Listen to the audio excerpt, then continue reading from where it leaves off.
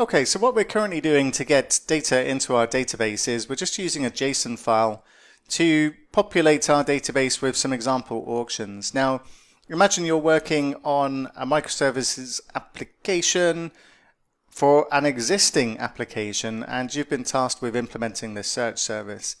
Now, when it comes to search, it depends on the technology you're using really, because things like Elasticsearch, you're going to be able to configure that to go and crawl your API endpoints, and then it's going to populate its index, and eventually that database will be consistent with your auction service. But the approach we're taking is that we do not have that facility, certainly not from MongoDB and how we're implementing this. We need to get the data in a different way from our auction service. Now, we're going to approach this particular aspect of our application using the simplest method to communicate between two services. It's not the most efficient. It's going to use an HTTP request, and it's going to be synchronous. Again, and I've discussed why this might be problematic, because effectively, if you're using synchronous communication, you're creating a distributed monolith, and is that really the best way to go? I'm going to do this just for example's sake, but maybe there's different options that you would want to consider if this was genuinely the approach you were going to take. Database replication is a thing, and maybe something along those lines would be better. Maybe a scripted solution, so you get data from the database and then apply it to the MongoDB, things along those lines. But for this example, we're going to use synchronous communication between our services, so HTTP in this case, to go and get the data from our auction service and use that to populate our database. And we're going to do this when the application starts up. So currently in our DB initializer class, we're just getting the data from a file. We're going to get rid of this and swap it so that we get our data from the auction service.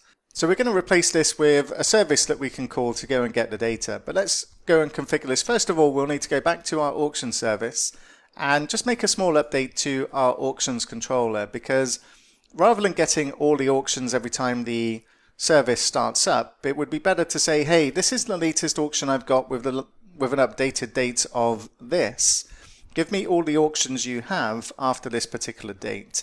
And that's the way we'll approach it. So we're going to take in a date property as a query string inside the getAllAuctions method. This is optional because it's a string, and that's how the dates are being stored in our MongoDB database.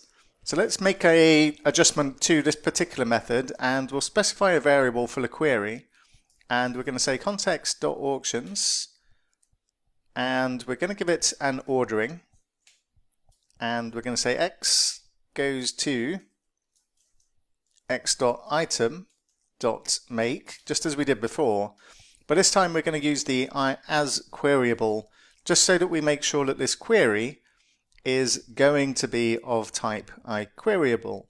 And the reason for that as queryable, because if I take this out, because I've got ordering here, then this changes the type of the query to be an iOrdered queryable.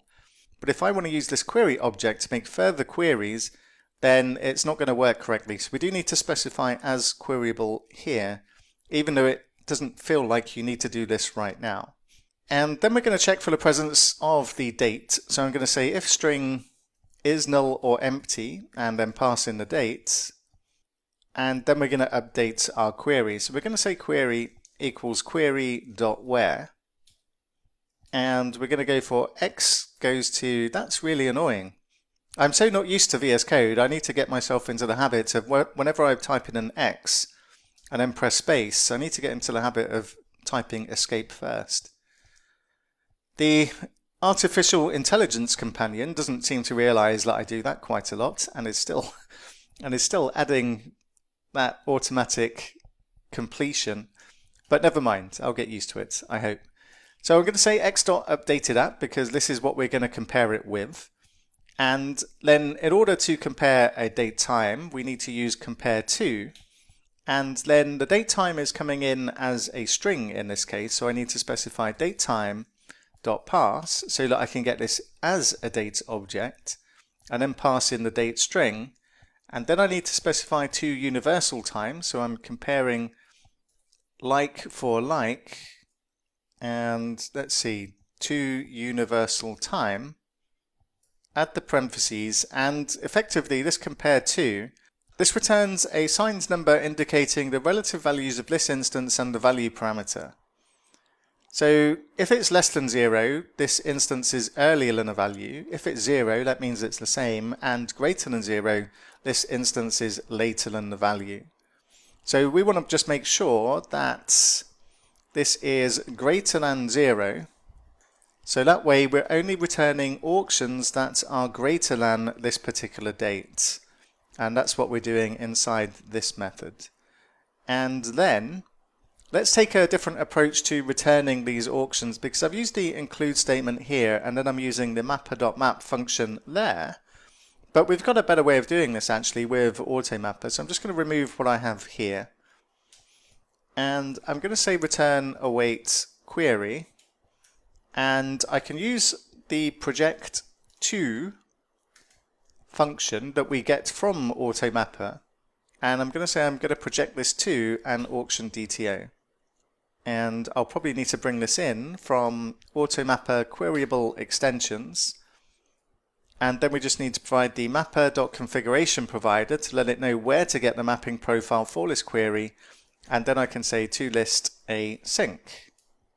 Okay, and that should not have broken our application, but I'm just going to restart the auction service just in case, and it looks like I have to anyway. So I'm going to say yes to this. And once that's done its thing, I'm just going to go back to Postman, I'm going to go back to section 2, and I'm just going to get all auctions, make sure this is still working as intended as it was before, and this looks fine, all the tests are passing. And let's close all of this stuff down. Okay, so now let's go back and let's take a look at what we need to do with our search service now that we have this in place. So inside the search, I'm going to create another new folder. And this is just going to be for services. And inside this services folder, I'm going to add a new file that's going to be a class. And I'm going to say auction service HTTP client and press return. And inside here, I'm going to create a constructor as we need to inject a few things into this particular service. And the first thing we need is the HTTP client so that this service can make an HTTP request, of course. And I'm also going to get the iConfiguration and call this config. And I'm just going to initialize and assign these fields so that we have access to them in this class. Now, because we're making a call to our auction service, then we need to know the URL for that particular service. So we're going to go to our app settings development.json for the search service, and we're going to supply this with the URL of our auction service. So it's going to be auction service URL, and then it's going to be HTTP localhost :7001, and please be accurate with this because that's the address that the auction service is running on. And then we'll go back to our HTTP client and we'll create a method inside here. So I'm going to say public async task. That's going to return a list of item, and we'll just say get items for search DB. And first of all, we're going to get the item that's last been updated in our list of items. So I'm going to say var last updated equals await db dot find the item, and we're actually going to return a string from this because we only need to get the date and time of the last updated auction from our list of auctions or items inside our database. So I'm going to sort these and sort them by x goes to x dot descending this time, and we need to get the x goes to x dot updated at from here.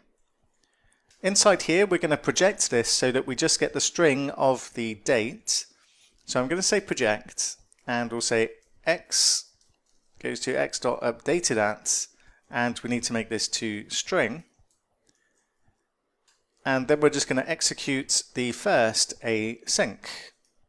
And this is going to give us the date of the auction that's been updated the latest in our database. And this is what we can send to our auction service so that the date parameter is passed as a query string. So then we can actually make the call to our auction service. We're going to say return await HTTP client, and we can use the get from JSON async so that it automatically deserializes the JSON that we get back from the auction service, and we're going to say that we want to deserialize this into a list of items, and then we can pass our config and we can get our auction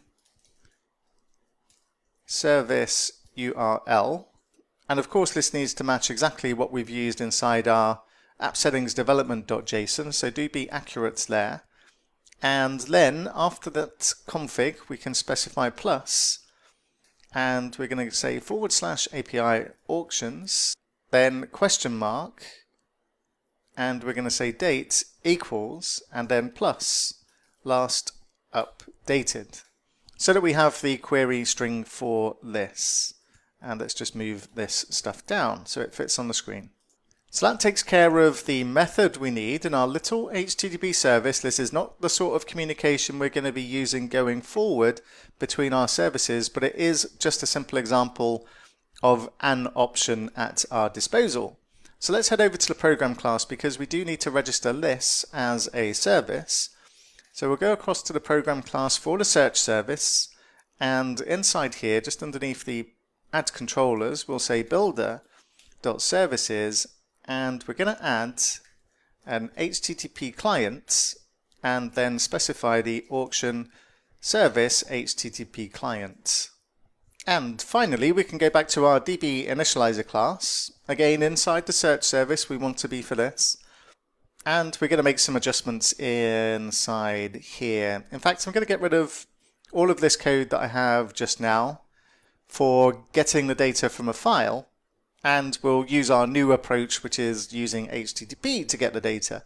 So I'm going to say using var scope, because we need access to our service, and when we run our DB initializer, we are not able to inject anything into this. So we need to use this approach, and we'll say using var scope equals app.services and create scope, and then we'll say var HTTP client equals scope.service provider, and we'll say get required service and auction service HTTP client, and then we'll say var items equals await HTTP client and gets items for search-DB, and we'll just add a console.writeLine at this stage just so that we can see what's going on, and we'll specify items.count, and we'll add a plus, and we'll say returned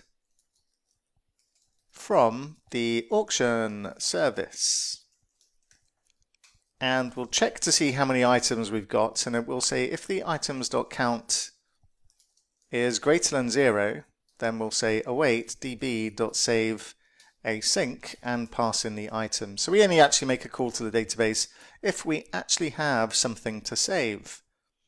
So now we need to test this functionality, and let's see, we'll go back to Docker, and I'm just going to delete the database for the MongoDB, and in my case this is going to get rid of all the data as well. I know this, I've seen it before, even though I've got a named volume. So I'm just going to delete this and go back to VS Code, and I'm just going to stop the search service. I've actually stopped the auction service there, but that's fine.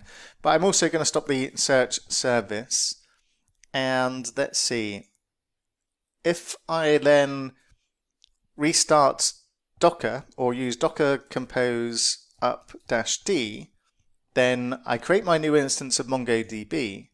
But if I go and check MongoDB, what I'll probably find, and this is how it's been behaving for